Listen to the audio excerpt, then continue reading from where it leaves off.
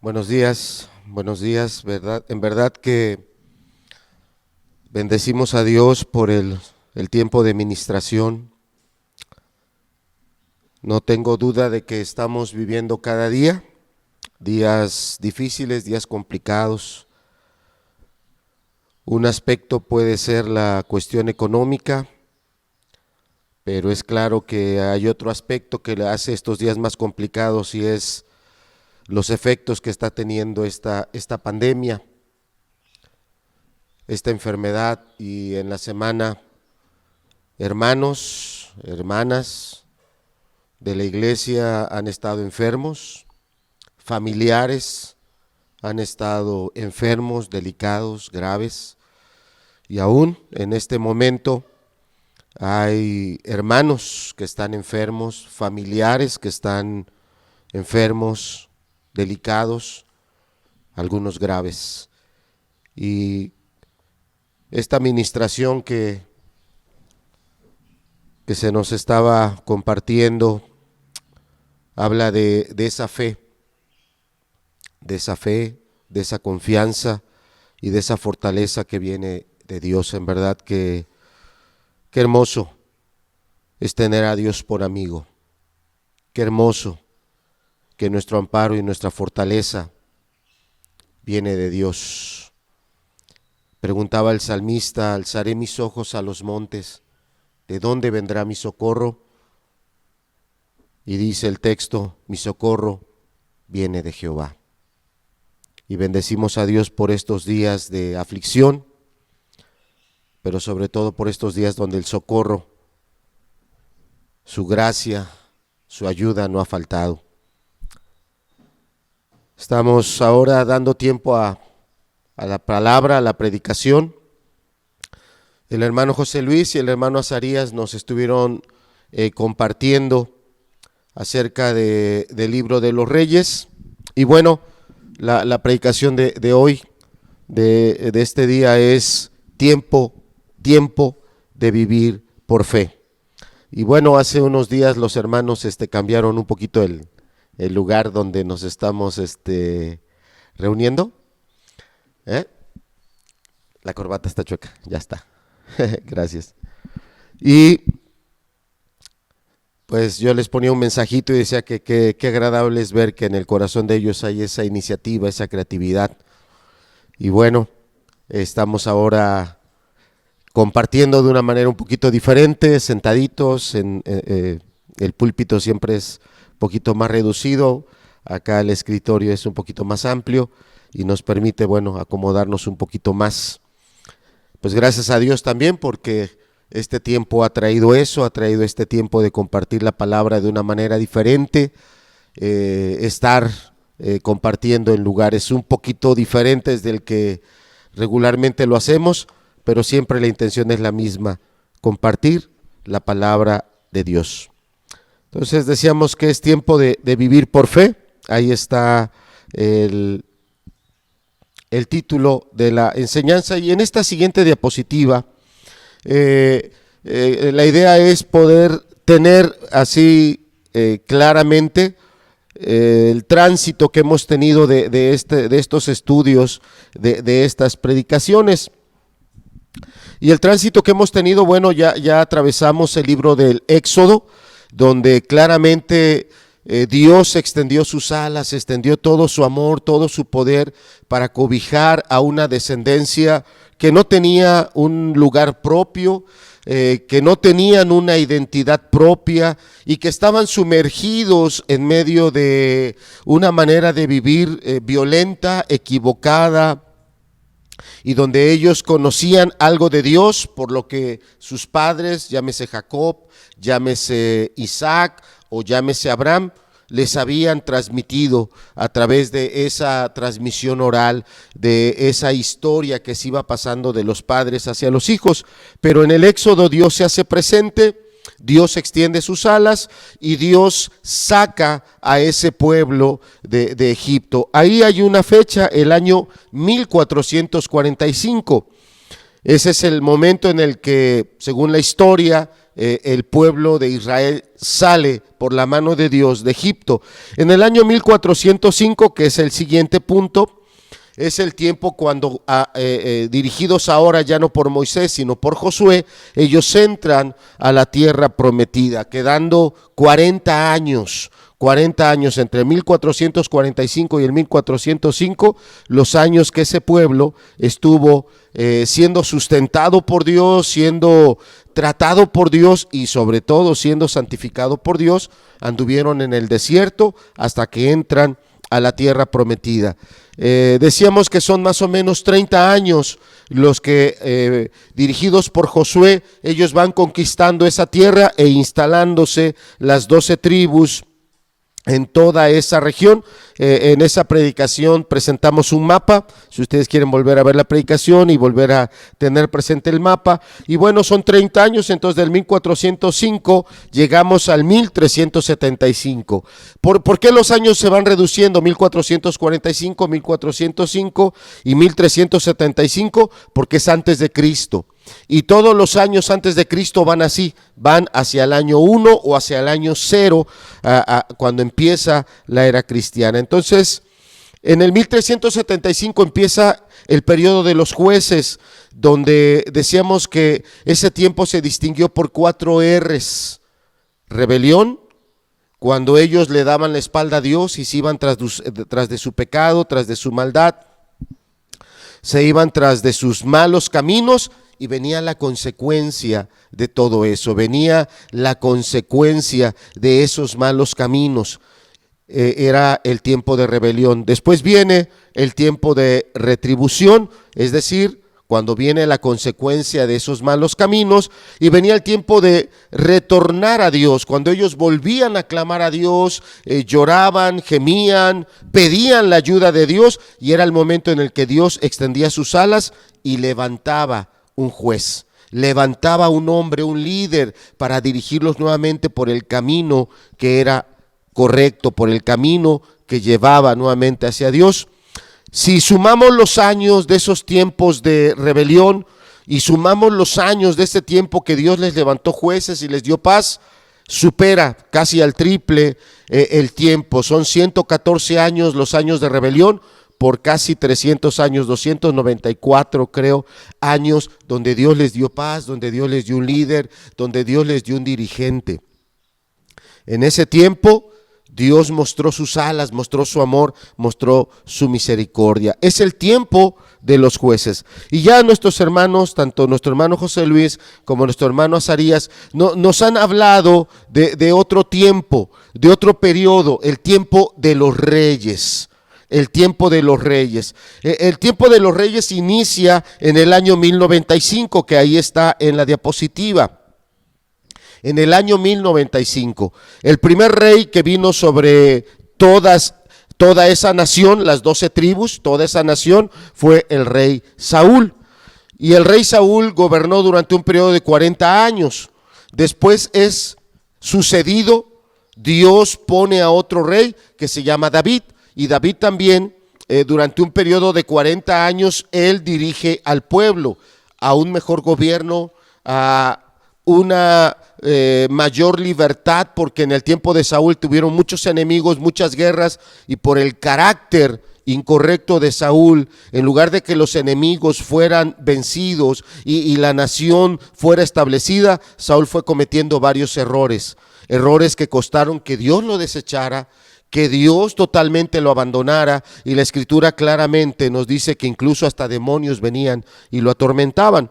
Entonces viene después David durante otro periodo y él consolida ese reino, consolida esa nación, somete a un gran número de enemigos o batallas a las que el pueblo salía, sin problema el pueblo regresaba victorioso. 40 años el reinado del rey David. Y después de David viene el rey Salomón. durante otro periodo de 40 años, y es otro periodo donde se consolida, se cristaliza ese reino, donde el reino ya no tenía necesidad de guerras para mantener la paz, sino a través de esa sabiduría que Dios le dio a Salomón. Salomón entró en acuerdos, en convenios con los demás reyes, y los demás reyes fueron entrando en una relación pacífica, vamos a decirlo así, con este reino, el reino de Israel. 120 años han pasado.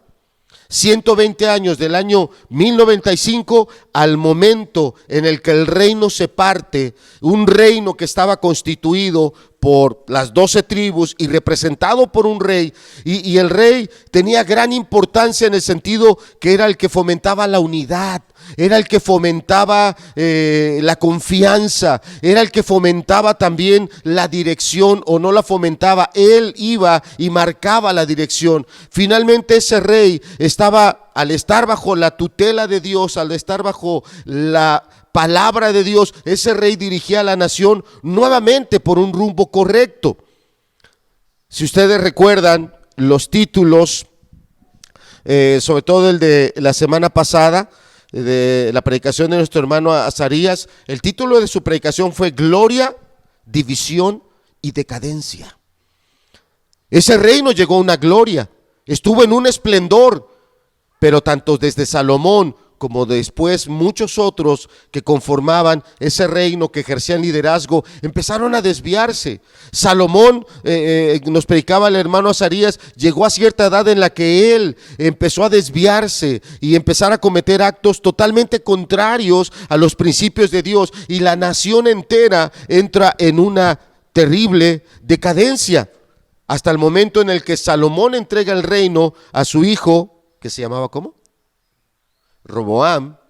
Cuando Salomón entrega el reino a Roboam, Roboam, por ese carácter, alejado de Dios, alejado de un consejo sabio, alejado de la palabra de Dios, el reino es rasgado. Y el reino que había sido uno solo durante 120 años, ahora es partido en dos reinos. Y esa nación, si la tuviéramos aquí representada en una hoja tamaño carta, si la tuviéramos aquí representada, el reino se parte en dos. El reino del norte, donde quedaron 10 tribus, donde reinó Jeroboam, y el reino del sur, donde quedaron 2 tribus, y representado por Jerusalén. Quedan esos dos reinos. Lamentablemente, en el reino del norte, de inmediato se apartaron de Dios, de inmediato se apartaron de Dios.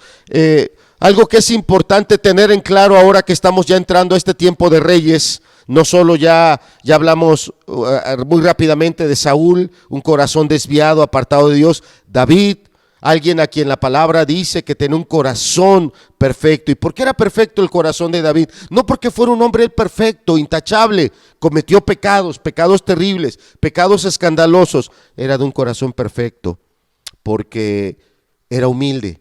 Y cuando Dios le reprendía en su pecado, David por completo se apartaba de ese pecado. Es a lo que la palabra llama un corazón perfecto, y es lo que el día de hoy Dios busca en cada uno de nosotros. No una vida intachable, no una persona que jamás se equivoque. Dios está buscando un corazón que sea humilde, un corazón que tenga esa sensibilidad para cuando Dios le reprende, a través de alguien más, a través de un profeta, a través de un hermano, a través de una circunstancia, y ese hombre entendido, humilde, se arrepienta de todo corazón, le dé la espalda a esa vida pecaminosa y vuelva al camino que Dios le está marcando a través de su palabra, a través de Cristo, a través del Espíritu Santo. Entonces está Saúl, David, Salomón, de quien predicó el hermano la semana pasada, y hoy muy ligeramente estamos hablando de un joven llamado Roboam, a quien le correspondía el reino, pero él no hizo como su padre, no buscó la sabiduría de Dios, no buscó el consejo de gente que tenía esa gracia y esa sabiduría también de Dios. Él va y busca en sus amigos que eran de un corazón, de intenciones semejantes a las de él, y el reino se parte. Por eso la predicación era gloria y división. Y de ahí, después de Roboam, viene una etapa de decadencia donde eh, en el año 586, estamos en el año 1095, estamos con la diapositiva en pantalla, por favor, hermano. En el año 1095, recuerden, empieza el tiempo de los reyes. A ese año 1095 tenemos que quitarle 120 años. ¿Cuánto nos queda, Javi? ¿900 qué? 975 años. Estamos ahora en el año 975 antes de Cristo, cuando empieza a gobernar Roboam. De ahí hasta el momento en que toda la ciudad o la nación, vamos a llamarla ya así, ahora representada por Jerusalén, es llevada cautiva. El último momento en el que son llevados cautivos, porque fueron 3 momentos donde fueron atacados y llevados cautivos, es en el año 586. Entonces, desde el 975 al 586, ¿cuántos años son?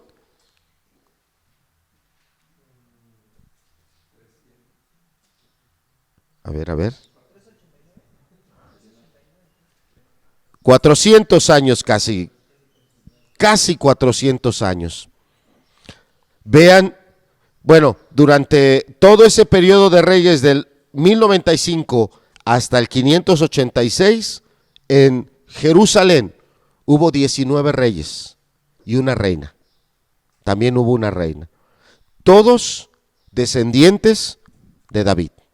Un solo linaje, uno solo, porque era la promesa que Dios había hecho, que de esa casa, de la casa de Judá, habría siempre sentado en el trono un descendiente que reinase.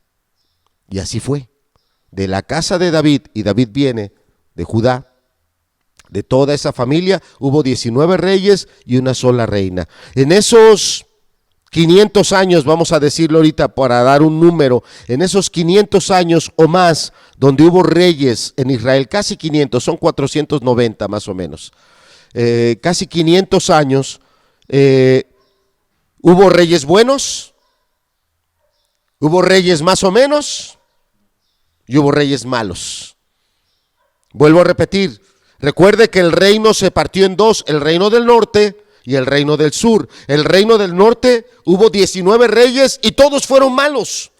Desde Jeroboam hasta el último, todos fueron malos, todos fueron pecadores, todos fueron apartados de Dios, todos anduvieron en terribles pecados, idolatrías, maldades. Desde Jeroboam, Dios le entrega el reino en una gran cantidad. De 12 tribus, 10 tenía él. Y Jeroboam, lejos de ser un hombre humilde que buscase a Dios, él se aparta de Dios. Desde un principio, 19 reyes, todos malos. En el reino del sur, donde estaba Jerusalén, donde quedaron solamente 2 tribus, principalmente de la tribu de Judá, hubo 19 reyes y una reina. Entre esos 19 reyes hubo reyes buenos, hubo reyes más o menos, fueron en un tiempo buenos, en un tiempo malos, en un tiempo malos, en un tiempo buenos, pero hubo reyes definitivamente malos. Y en el reino de Judá, en el reino del sur, hubo 3 avivamientos, 3 momentos donde Dios, a través de su palabra, a través de su espíritu y a través de sus dirigentes, el pueblo volvió a acercarse a Dios. El pueblo volvió a corregir sus caminos. A ver si los recordamos, ¿quiénes serían esos 3 reyes? ¿No? Josías es el último de esos reyes buenos. Está más atrás Josafat, vamos a tomarlo en cuenta, y está el rey Ezequías. Fueron momentos donde Dios trajo avivamiento, Dios trajo visitación, Dios trajo un tiempo de restauración. El pueblo se volvía a Dios. Dios nuevamente estaba ahí mostrando que sus alas estaban extendidas y el pueblo estaba nuevamente cobijado bajo esa protección y ese cuidado de Dios. Qué importante es este testimonio, porque nosotros podemos decir, los 2 reinos estuvieron perdidos. No, qué importante esos reyes que transmitieron ese testimonio a sus hijos. Llámese David, llámese Ezequías, porque Josías viene siendo descendiente del rey Ezequías. Y bueno, Josías viene siendo nieto de uno de los reyes más terribles de Israel. ¿Quién fue? Manasés. Era nieto de Manasés. Y Manasés fue un rey malo, o más o menos. Habría que leer la historia, porque aquí me dicen los hermanos que muy malo, malísimo. Bueno, deben de tener presente que estando ya el rey Manasés en Babilonia, cautivo, en una terrible condición, dice la palabra que se arrepintió y le oró a Dios, y Dios le atendió. Y Dios le restauró a su reino. Manasés regresó a Jerusalén y sacó todo el pecado y toda la abominación que él había traído al templo, y trajo también un tiempo de que el pueblo regresase a Dios. Entonces tendríamos que considerar dónde lo clasificamos: malo, malísimo, o uno de esos más menos, que gran tiempo de su vida fue malo, pero tuvo otro momento donde por la misericordia de Dios él se arrepintió y fue restaurado. Entonces, el punto aquí que yo quería hacer énfasis, mis amados, es qué importante lo que Dios hace en el corazón de una persona. Porque ahora que estamos todos en casa, cada uno de nosotros es el juez, el que debe de dirigir a la familia, el que debe de poner un orden, el que debe de marcar un rumbo. Y tal vez ahora en casa, tú hermano, tu hermana, tú hermano joven que me estás escuchando, tú hermana joven que me estás oyendo, tal vez tú miras a tu vida y te identificas y dices: yo he sido malo, yo no he querido nada con Dios, yo he aborrecido a Dios y yo he andado en los peores caminos. Entiende lo misericordioso que es Dios. Busca ahora en la Escritura cómo un hombre tan pecador como Manasés fue perdonado, se arrepintió de corazón, sacó la inmundicia, renunció al pecado. Y dice la Escritura que fue enterrado con todos los homenajes que el pueblo le hacía a sus grandes reyes, porque el pueblo reconoció un hombre que cambió su vida y que corrigió. Y tal vez sea el momento en el que Dios sea el momento que Dios te está dando para que te vuelvas, para que corrijas, para que te arrepientas. Tal vez tú, hermano, eres alguien que te has mantenido fiel, te has mantenido firme a los principios. Yo sé que hay mucha lucha, yo sé que hay mucha dificultad, yo sé que en algunos momentos uno consideraría, como se dice coloquialmente, ¿verdad?, tirar la toalla y decir: ya no vale la pena, no tiene caso. Persevera. De eso estamos hablando hoy, y vamos a dedicar ya el resto de la predicación a hablar de esa fe, de esa firmeza que debe tener alguien que se mantiene. En el reino del sur hubo reyes buenos, hubo reyes que se mantuvieron fieles a Dios. Uno de ellos podría ser la vida de Josías, alguien. La Escritura dice que fue alguien que desde muy niño se reencontró con la palabra de Dios y abrazó los mandamientos de Dios y rechazó los ídolos, rechazó esos pecados, luchó contra ellos, trató de quitar todo eso para conducir al pueblo a un tiempo de restauración. Pero también tenemos que entender que en el momento que a Josías le tocó reinar, la nación ya estaba, el reino que había sido Israel ya venía a sus puntos más bajos. Otras potencias ya se habían alzado y estaban en pleno esplendor. Podríamos decirlo, el reino persa, Babilonia. Babilonia estaba ya en un momento de muchas conquistas. Y bueno, dentro de la historia, Josías tomó una decisión equivocada. Salió a pelear contra alguien que no tenía que salir a pelear. ¿Y saben contra quién salió a pelear? ¿Contra quién? No, fue a ayudar a Faraón. A lo mejor yo me equivoco. Pero la historia dice que en Babilonia había un rey. No recuerdo ahorita el nombre bien de él, pero no era Nabucodonosor. Era el padre de Nabucodonosor el que reinaba en Babilonia. Estaba extendiendo su imperio y Nabucodonosor era el general de los ejércitos de Babilonia, y Nabucodonosor había salido a pelear contra Egipto. Egipto era la potencia que quedaba por vencer, y Egipto es vencido. Y Josías quiso auxiliar y salió queriendo ayudar a un pueblo que no tenía que ser ayudado, y en esa batalla pierde Josías, o muere Josías. En una de esas batallas él muere. Y tiempo después, porque Nabucodonosor siguió haciendo guerras, siguió conquistando lugares, y cuando Nabucodonosor ya venía de regreso, en el año 605, es cuando Nabucodonosor pasa, de pasadita, hace guerra con Jerusalén, y ahí es cuando son llevados el primer embarque de cautivos representado por Daniel y sus amigos, año 605 antes de Cristo. En el año 597, varios años después, un descendiente de Josías toma malas decisiones y viene un segundo oleaje, una segunda represalia, y en ese momento son llevados 10,000 cautivos a Babilonia. El templo es saqueado, y como representante de ese segundo grupo de esclavos cautivos está el profeta Ezequiel. El profeta Ezequiel fue llevado en el segundo grupo en el año 597.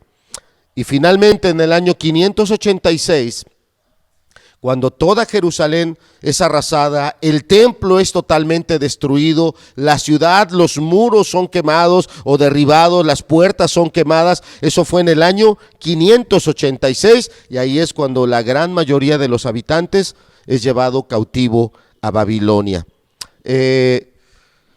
Todo esto sucedió en esas 3 etapas, y hubo una persona que vivió desde la primera hasta la última, que no fue llevado, pero que estuvo en Jerusalén desde el año 605 hasta el año 586. Ahora sí, hermanos, si me acompañas a la siguiente diapositiva, por favor. Vamos a ver de la vida de este profeta, y vamos a ir, si tiene su Biblia ya en casa, por favor, al libro del profeta Habacuc.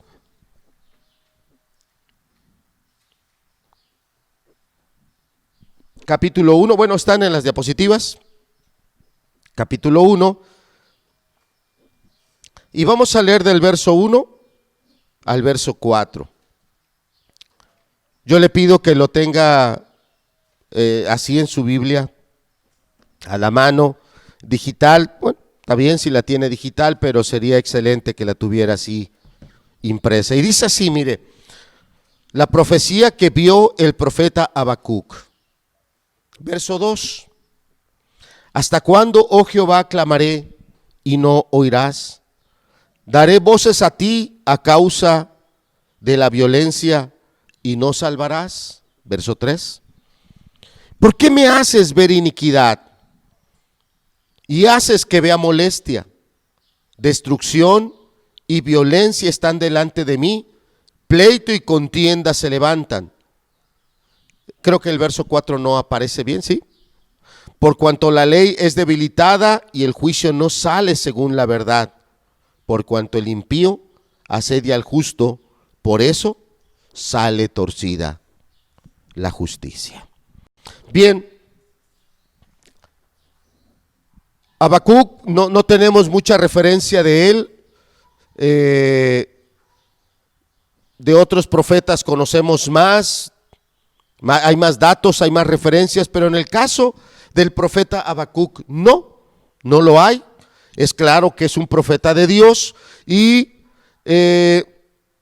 Habacuc es este personaje que desde el año 605 él ya estaba en Jerusalén, cuando en ese momento en que Nabucodonosor iba de regreso a Babilonia a entregarle, ¿verdad?, todos esos trofeos, todos esos triunfos a su padre, de pasada hace guerra contra Jerusalén, la vence, y es el momento en el que lleva a varios cautivos, entre ellos Daniel y sus amigos. ¿Cómo se llamaban los amigos? Digo, aquí facilísimo tendrían que decírmelo, vaya. Exacto. Todos nos lo sabemos así en ese idioma que debe ser el caldeo, ¿no? Sadrach, Mesac y Abednego, ¿no? Pero en los otros nombres es Misael, Azarías y Ananías. Es correcto. Esos, usted téngalos ahí presentes, a esos tres personajes de Daniel, Misael, Azarías y Ananías, junto con Daniel, porque ellos fueron llevados cautivos en ese primer momento, año 605. Ya estaba ahí el profeta Habacuc. Años después, o unos poquitos años después, en el año 597, hay una rebelión nuevamente en Jerusalén. No quieren someterse, ¿verdad?, a los impuestos, a las cláusulas que los babilonios les habían subyugado, les habían colocado. Se rebelan y viene un segundo ataque, año 597, y son llevados 10,000 cautivos de Jerusalén, entre ellos el profeta Ezequiel. ¿Y por qué son importantes estos nombres? Porque estamos hablando de hombres de Dios, hombres que Dios usó. Son clasificados como los profetas mayores porque sus libros son más extensos, no porque su ministerio haya destacado más que el de los otros. Todos los profetas estaban en la misma condición delante de Dios. Pero tenemos mucho que leer de lo que ellos nos escriben, llámese Daniel o llámese el profeta Ezequiel. Y en el último momento, ya cuando Jerusalén es totalmente arrasada, el templo es destruido y la mayor cantidad de personas, ya los que quedaron vivos, claro, son llevados cautivos, es en el año 586. Año 586. Todos esos años, ¿cuántos años son del 605 al 586? 19 años, casi 20 años. Ese profeta, el profeta Habacuc, estuvo en Jerusalén. Él vivió lo que vivió, cada momento que vivió todo ciudadano, que tenía la esperanza de que esos enemigos fueran vencidos, que tenía la esperanza que su ciudad saliera victoriosa, que tenía la esperanza que toda la gente quedara bien. No fue así, y no lo vio una vez, lo vio la primera vez cuando fue llevado Daniel, lo vio la segunda vez cuando fue llevado el profeta Ezequiel, y lo vio la última vez cuando toda la ciudad fue por completo arrasada. Toda la ciudad. Entonces, estamos aquí en el libro de Habacuc y vemos a Habacuc presentando una cuestión a Dios. Esta cuestión que él está presentando dice claramente en el verso 2: ¿hasta cuándo, oh Jehová, clamaré y no oirás? Y daré voces a ti a causa de la violencia y no salvarás. Dice en el verso 3: ¿por qué me haces ver iniquidad? Esa palabra iniquidad viene de una palabra que se está refiriendo a la idolatría, ídolos. La gente adoraba ídolos. La gente, en lugar de adorar a un Dios verdadero, a un Dios genuino, adoraba ídolos. Tenía ídolos falsos, tenía ídolos que como bien dice la escritura, tienen ojos y no ven, tienen pies mas no andan, tienen boca mas no hablan, tienen manos mas no palpan. Y la gente adoraba esos ídolos. Y cuando el profeta Habacuc dice: ¿por qué me haces ver iniquidad?, lo que le estaba diciendo a Dios: mira esta nación, mira tu pueblo, mira la gente que durante muchos años vio tus obras, vio tus maravillas, vio cómo extendiste tú tus alas, vio cómo derramaste tu poder en diferentes momentos o por muy extensos momentos, y en lugar de estar ahora ellos buscándote a ti, están en la más triste y lamentable de las idolatrías. Y Habacuc era un hombre temeroso de Dios, era un hombre sensible a Dios, que al ver cómo las personas estaban en su engaño, en su desvío, en su equivocación, Habacuc sufría, Habacuc le dolía, y Habacuc llevaba esto en oración a Dios. Y para lo que Habacuc estaba viviendo, él decía: es que yo le digo a Dios, y yo le oro a Dios, y yo le pido a Dios, y Dios no me responde.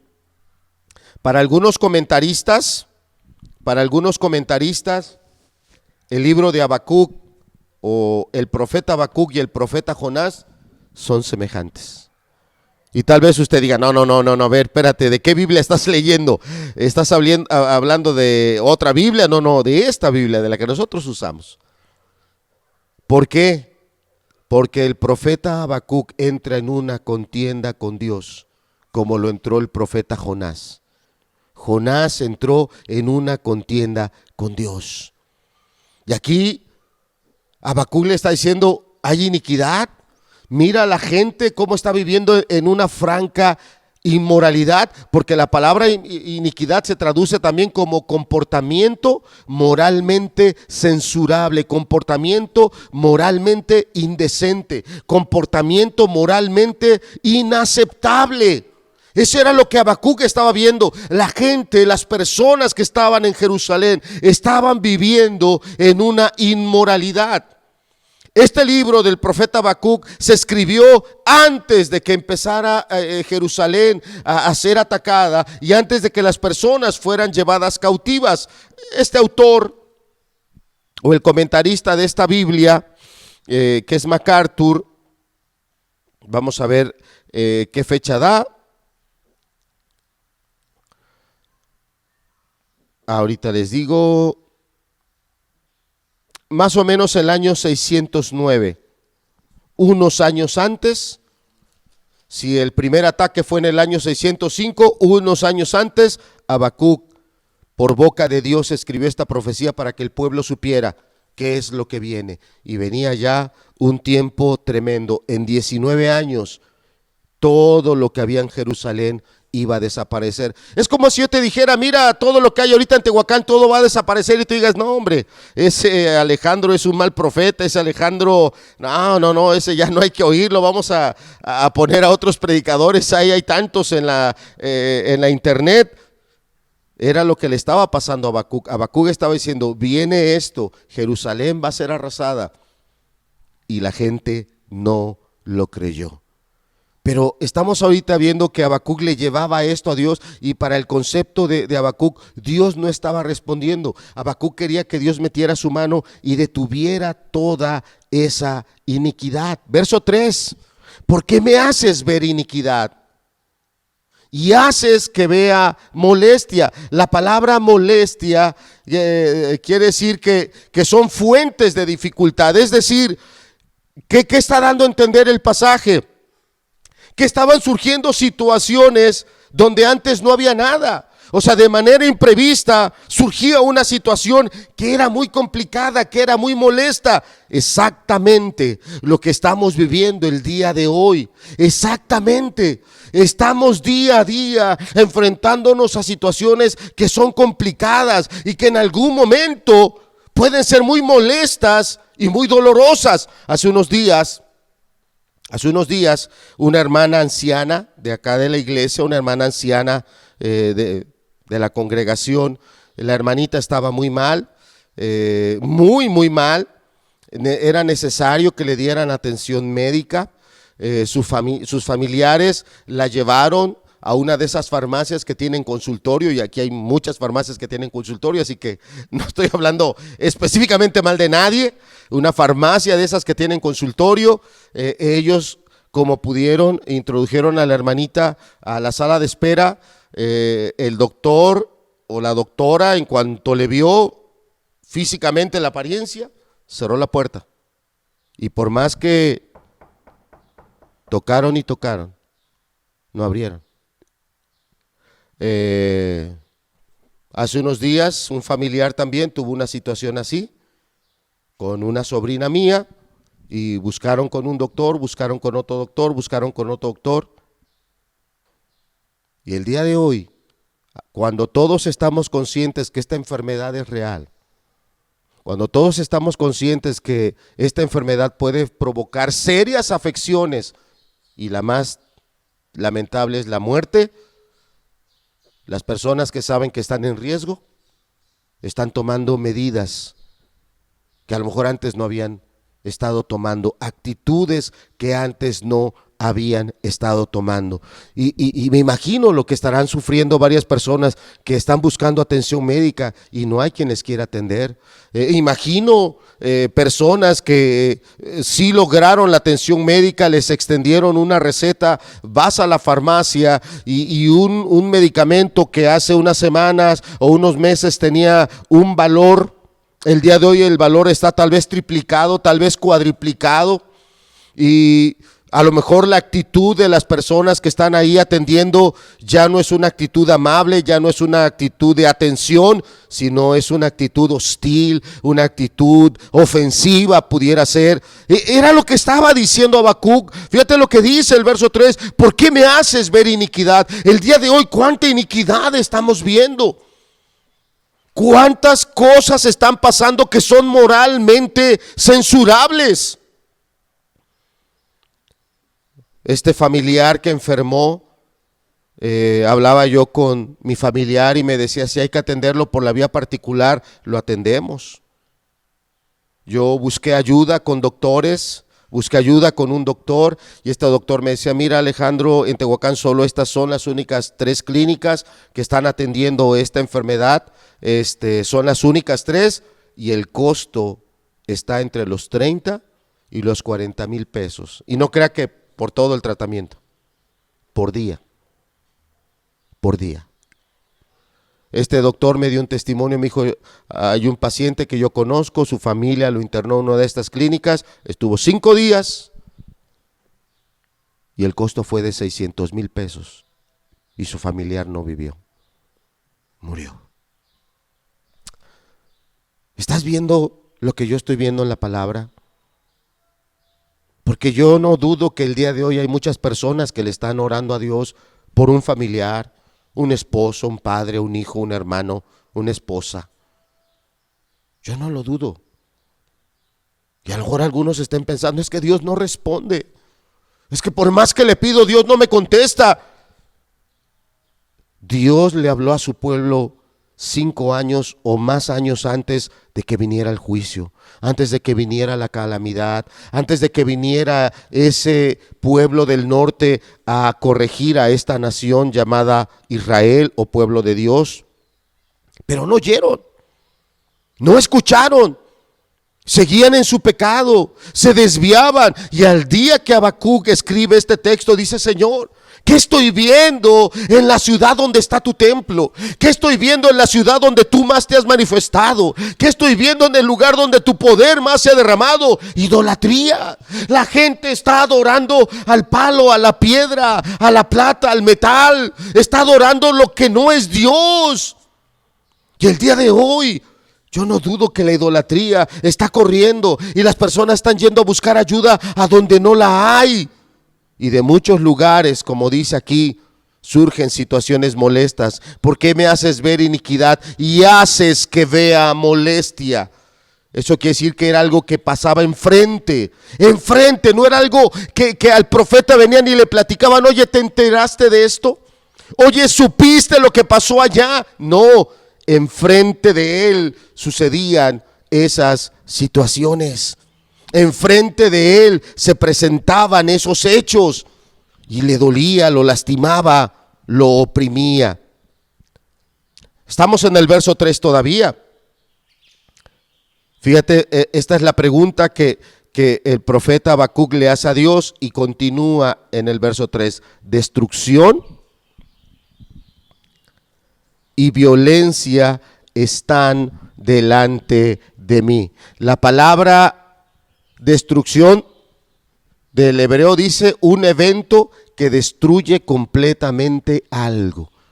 Estaban sucediendo cosas escandalosas. Había cosas, familias, personas que estaban ahí y de repente en un abrir y cerrar de ojos eran arrasados, eran destruidos. Pero era mediante situaciones violentas. La palabra violencia dice acto de agresión que implica contacto físico. Es lo que está diciendo, es un acto de agresión que implica contacto físico. Era lo que había. Y el día de hoy hay mucho contacto físico. Las personas están tomando otro tipo de actitud, están teniendo problemas físicos literalmente con otras personas. Esta era la circunstancia que estaba hablando el profeta Habacuc. Destrucción y violencia están delante de mí, pleito y contienda. Esa palabra pleito dice un conflicto amargo. ¿Cuántas familias, cuántas personas el día de hoy han tenido conflictos amargos con alguien más? Está hablando palabras, cosas que se dicen, expresiones que se hacen. Qué tremendo. Si tú lo has estado pasando en estos días, tuviste una diferencia tal vez por lo que había que hacer o no hacer, por atender a un familiar. Tal vez buscaste ayuda con alguien, buscabas un poco de apoyo y lo que tuviste fue algo que no esperabas. Expresiones, declaraciones, comentarios que fueron abrasivos, fueron incandescentes, un ardor, un dolor, una herida que no es fácil que cierre. Era lo que estaba diciendo. La palabra contienda, disputa, dice, donde hay un fuerte desacuerdo.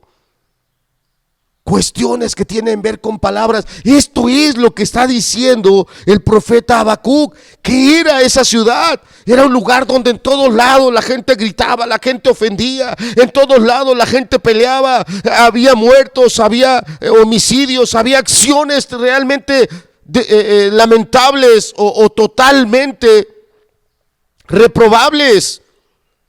Y el día de hoy estamos exactamente igual. El día de hoy queremos que esta pandemia pase, queremos que se encuentren soluciones, queremos que haya atención en los hospitales, queremos que haya los medios suficientes para poder atender, cuando no en los hospitales, en nuestros hogares, a nuestros pacientes enfermos o nuestros parientes. Anoche una hermana, una familia estaba buscando oxígeno, un tanque de oxígeno, y ya no los hay, están totalmente ya sobrepasados los requerimientos. Y hace unas semanas otro de los hermanos decía, y si el hermano o las familias están escuchando, les mandamos un saludo de verdad de mucho amor. Un hermano decía, qué terrible es ver que tu familiar no puede respirar y tú no puedes hacer nada. Estás totalmente imposibilitado. ¿Cuántas cosas están surgiendo en estos días? Dios estará totalmente sin hacer nada. Vayamos ahora al capítulo 2. Está ahí en las diapositivas. Solo quería que tú pudieras tener el contexto. ¿Por qué oraba Habacuc? Oraba porque todos los días que se levantaba había una ciudad sumida en la miseria. No habían sido conquistados. Ya estaban subyugados, o ya estaban, no subyugados, sino el reino o los reyes cada vez eran reyes que en lugar de traer al pueblo paz, libertad, de traer al pueblo una dirección clara, eran reinos cada vez menores, reinos cada vez más opresivos. Aún no habían caído bajo la mano de Babilonia, pero el pueblo ya vivía en una condición triste, muy lamentable. Entonces ahora vayamos al capítulo 2 del libro de Habacuc. Esto era lo que Habacuc oraba. Él, como decía, cada día se levantaba y veía una ciudad que otro tiempo había sido visitada por Dios, que otro tiempo habían vivido momentos de avivamiento maravillosos. Ahora era todo oscuro, gris, lamentable, gritos, pleitos, escenas francas de inmoralidad. Gente que se levantaba y no le daba temor a hacerse de palabras, conflictos con palabras, contiendas muy violentas. Y Habacuc estaba orándole a Dios, diciéndole, mete tu mano, corrige a tu pueblo, alivia a tu pueblo. Como hoy se están levantando muchas oraciones pidiéndole a Dios que meta su mano, que nos libre, que nos ayude en este tiempo de pandemia. Dice en el libro de Habacuc, capítulo 2, verso número 2, es el que está ahí en la diapositiva. Fíjate que claro dice, y Jehová me respondió y dijo, escribe la visión y declárala en tablas, para que corra el que leyere en ella. Y aunque la visión tardará aún por un tiempo, mas se apresura hacia el fin y no mentirá. Aunque tardare, espéralo, porque sin duda vendrá, no tardará. Verso 4. He aquí, aquel cuya alma no es recta se enorgullece, mas el justo por su fe vivirá. Qué bonita frase, ¿verdad? Es uno de esos versículos que fácilmente se nos quedan, como el de Filipenses 4:13. Todo lo puedo en Cristo que me fortalece. Y este texto, el justo por la fe vivirá, más el justo por la fe vivirá, es uno de esos pasajes que, ¿cómo se nos quedan? Acá fácilmente. Qué fácil en algún momento los expresamos. Y aquí Dios le responde a Habacuc. Y Dios le dice a Habacuc: te he oído, estoy consciente de todo ese pecado, de toda esa maldad, no me voy a estar quieto, yo traigo mi corrección a mi pueblo. Y lo que Dios le claramente le dice a Habacuc es que él traía una vara. Así como al niño que se portó mal y hay que corregirlo con vara. Dios traía una vara sobre su pueblo. Y cuando Dios le dice a Habacuc: ¿quién es la vara? Habacuc se sorprende y dice: no, a ver, yo me voy a quedar en este lugar. Yo voy a estar aquí esperando que tú me aclares por qué esa vara. Y es que la vara que Dios le dijo a Habacuc que iba a usar era Babilonia. Un pueblo que era idólatra, un pueblo que era perverso, un pueblo que era malo. Y Habacuc se queda sorprendido y dice: es que yo no entiendo. ¿Cómo vas a usar un pueblo malo para lograr que tu pueblo, que es mejor que ese pueblo, se vuelva santo, se vuelva otra vuelta al camino recto? Y Habacuc estaba inquieto. En su mente él no alcanzaba a entender cómo es que Dios usa a ese pueblo, por qué Dios usa esa vara. Pero Habacuc, que conocía a Dios, que sabía que es un Dios verdadero, que sabía que es un Dios que es santo, porque él así lo dice en versículos más atrás, es que tú eres santo y lo inmundo no se puede acercar a ti. O sea, que sabía que era santo, que era perfecto Dios. Él no se iba a equivocar. Y Dios aquí le está diciendo a Habacuc: Habacuc, escríbelo. Y escríbelo de tal manera que sea tan sencillo que el que lo lea, dice ahí, corra sobre lo que está leyendo. No sé si les ha pasado que a veces leemos libros que son, ay, qué complicados. Que estás en la primera línea y cuando volteas a ver dices: ay, no he pasado de la primera línea. Y ves la hora y dices: ay, ya llevo media hora y no he pasado de la primera línea. Es difícil correr sobre esos libros. Cada quien tendrá los suyos, ¿verdad? Pero hay otros libros que más bien corres y te los devoras y estás tan, de verdad, tan metido en esa lectura tiene una interacción con tu interior, que más bien el que corres el tiempo y cuando volteas a ver el tiempo, no me di cuenta, ya llevo una hora o ya llevo más leyendo. ¿Sí les ha pasado así? No me van a decir que son los de Mafalda o los de Calimán. No me van a decir: sí, esos libros uno corre, hermano. No, eso para nada. Bueno, Dios le está diciendo a Habacuc que escribiera la profecía de manera tan clara, de manera tan sencilla, que el que la leyere corriera sobre de ella, no le costara trabajo.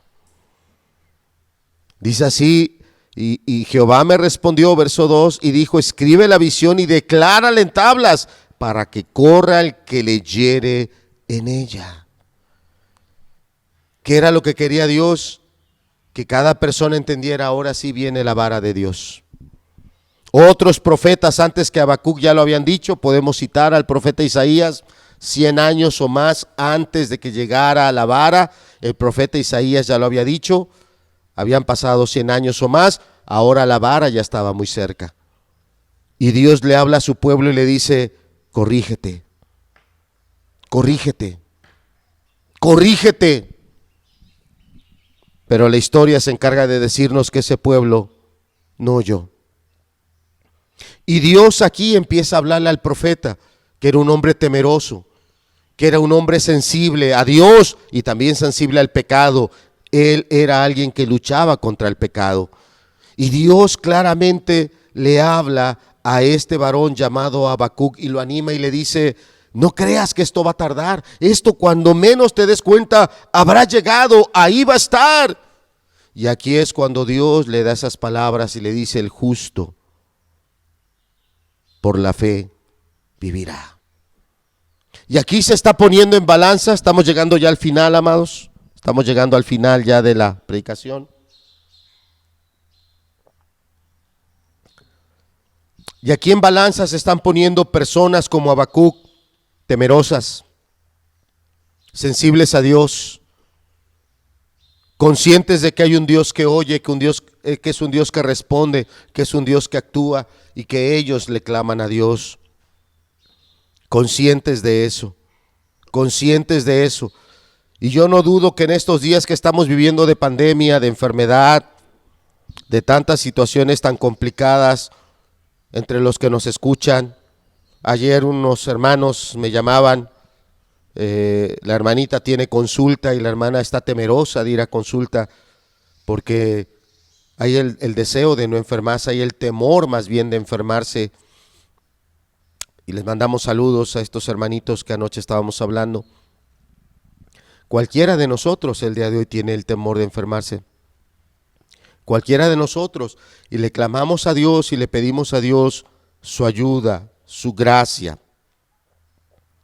Pero también hay otras personas que no temen a Dios, que no aman a Dios. Pueden estar en una iglesia, pueden estar con Biblia en mano, pueden estar ahorita escuchando la predicación, pero realmente no temen a Dios. Lo describe el primer texto que vimos en el capítulo 1, donde están en una franca idolatría. Están en una vida con problemas, levantando contiendas, levantando dificultades a los que sí son temerosos de Dios. Y son personas que no desean ellos que su vida sea controlada, dirigida por Dios. Por eso dice acá, he aquí que aquel cuya alma no es recta, se enorgullece. ¿Qué quiere decir esto? Que puede haber personas que están conscientes el día de hoy que no están caminando con Dios, que no están siendo temerosos de Dios, que están conscientes que las cosas que están haciendo son pecados, son delito, incluso no solo pecado, hasta delito, pero se enorgullecen, miran al cielo y dicen, pues Dios no me ha hecho nada. Miran alrededor y dicen, mira, ¿cuántos se han enfermado? Y mira, yo ando sin cubrebocas, ando así, ando sin nada, ya, a mí no me pasa nada. ¿Cuánto se enorgullece una alma que es pecadora? ¿Cuánto se enorgullece?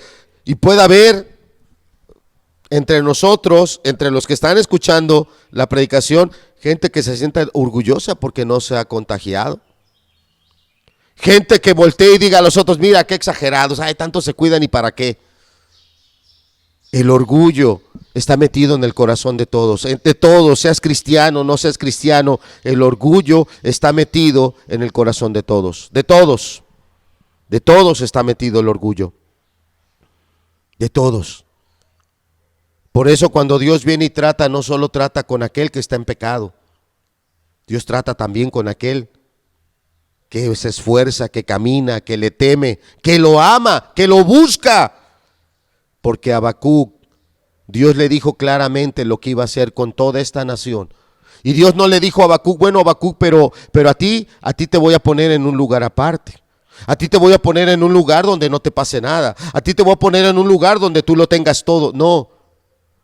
Si 19 años duró que Jerusalén fuera arrasada, que una ciudad o una nación, porque vamos a llamarla también así, que llevaba cientos de años, por lo menos podemos decir más de 500, porque estamos hablando de 490 del tiempo de Reyes. Pero ¿cuántos años desde que llegaron y conquistaron esa tierra? Entonces, una nación que tenía cientos de años siendo bendecida por Dios, siendo ayudada por Dios, cientos de años, ¿en cuántos años fue arrasada? 19 años. Yo quiero que tú consideres en qué estás basando tu orgullo. ¿En tu salud? Se puede ir en cualquier momento. En cuestiones económicas, también se pueden ir en cualquier momento. En personas que están a tu alrededor, también en cualquier momento puede que ya no estén. En cualquier momento.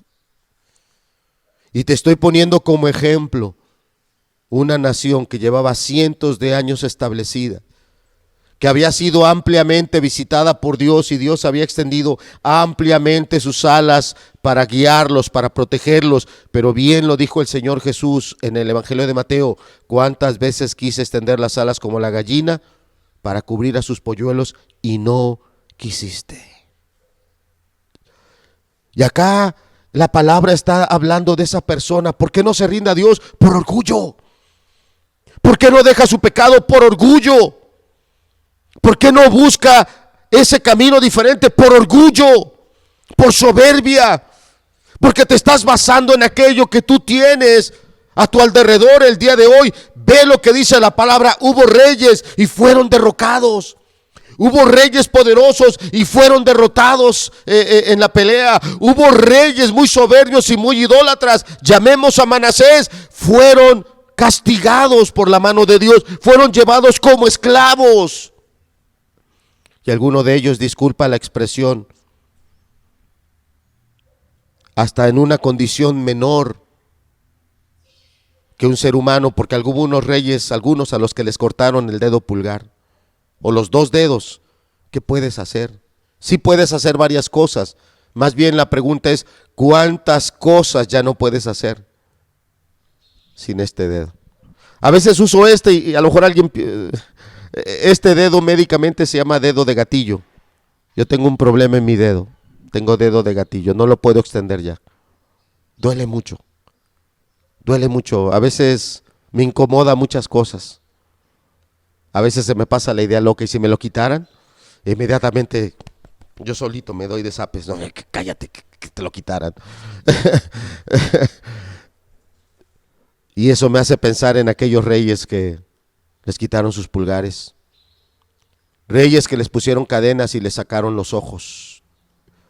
Y disculpa la expresión, en una condición menor a la de un ser humano fueron tratados por su orgullo.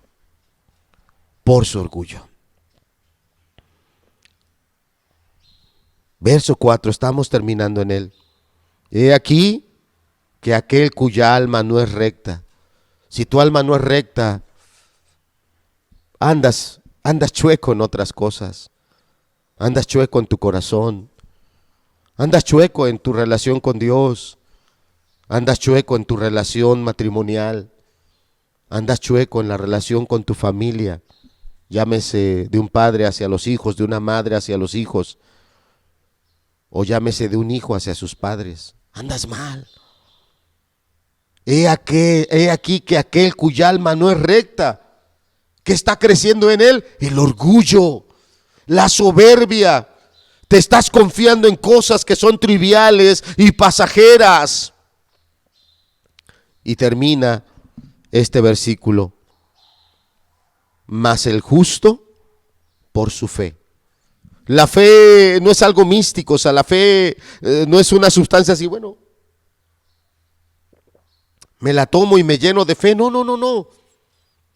Otra palabra que ayudaría mejor a entender esta expresión es: el justo por su fidelidad vivirá. ¿Qué le estaba diciendo Dios a Habacuc? Habacuc, es tiempo de que vivas confiando en mí como lo has hecho hacia atrás. Hacia adelante todo va a cambiar, se va a acabar la nación, se va a acabar el bienestar, el alimento se va a acabar, mucha gente va a morir, mucha gente va a ser llevada cautiva. La condición en la que estuvo Jerusalén nunca más volverá. Ese reino glorioso, ese reino esplendoroso jamás regresará. En el año 586 fue el último rey que estuvo en Jerusalén. Desde ese año en adelante jamás volvió a haber rey. Jamás. Un tiempo estaba llegando a su fin. El tiempo de los reyes estaba llegando al término. Pero no solo el tiempo de los reyes. Llegó al término el tiempo de toda la gente orgullosa, de toda la gente soberbia. Fueron tratados de manera especial la gente que tenía fe, la gente que era piadosa. Fueron tratados de manera especial la gente que no andaba en esos caminos de idolatría. Fueron tratados de manera especial, no. ¿Recuerdas quién fue llevado cautivo en el primer ataque que va a recibir esta nación más adelante? Año 605. ¿Quién? Daniel. Un joven que desde muy joven hizo compromiso con Dios y se mantuvo fiel, anciano. Daniel jamás regresó a Jerusalén. El justo por la fe vivirá. A Habacuc le tocó vivir esos 19 años en Jerusalén, cuando Jerusalén no solo estaba en una decadencia ya que tenía que ser corregida por Dios con una vara muy dura, con una vara muy dura. ¿Cuántas veces Dios nos ha hablado y ha querido que nos cobijemos bajo sus alas, pero no oímos? ¿Cómo ves tú esta pandemia? ¿Como una maldición? ¿Como ese plan maquiavélico de un grupo controlador? ¿Como un error? Si pudiéramos ver esta pandemia como la vara de Dios. Dios corrigiendo a todo el mundo, no a una nación, a todo el mundo. A todo el mundo. Porque no nos hemos arrepentido, porque a pesar de que tenemos su palabra, buscamos caminos por otros rumbos, en otros lugares. En la semana con mi familia meditaba en el Salmo 23. De verdad que hermoso fue cuando, hubo días de angustia cuando una sobrina mía estuvo muy mal, infectada del COVID, problema respiratorio, infectada de dengue hemorrágico, y el tratamiento de una enfermedad se contrapone al de la otra. El COVID lo que provoca son trombos, son coágulos en los pulmones, trombos. Médicamente, para disolver esos trombos hay que dar anticoagulantes para que la sangre no coagule, no se hagan esas bolas de sangre en el pulmón. El problema del dengue hemorrágico es que hay hemorragias y la persona puede morir desangrada porque no deja de fluir la sangre, no coagula. Entonces a un paciente de dengue hemorrágico hay que darle medicamentos que provoquen coagulación, lo contrario del COVID. Así que tienes una paciente a la que no le puedes dar, porque un tratamiento antagoniza con el otro. Y hubo días muy tensos, muy complicados, muy difíciles, de lágrimas, de oración. Y cuando Dios metió su mano, porque el día de hoy, gracias a Dios, mi sobrina está bien, vas al Salmo 23 y dice el verso 3, confortarás mi alma, me guiarás por sendas de justicia, por amor de tu nombre. Fue lo que hizo Dios con Habacuc. Cuando Habacuc entendió lo que Dios le estaba diciendo, Y Habacuc entendió que él no iba a ser quitado de Jerusalén, que él iba a estar ahí y que a él le tocaba todo eso. 19 años. Te pregunto, ¿Habacuc nada más escribió palabras bonitas o las vivió? Las vivió. El justo no vive porque tenga todas las cosas solucionadas. El justo no vive porque cuando él se arrodilla en ese momento, inmediatamente Dios le va a contestar. Dios lo puede hacer si esa es su voluntad.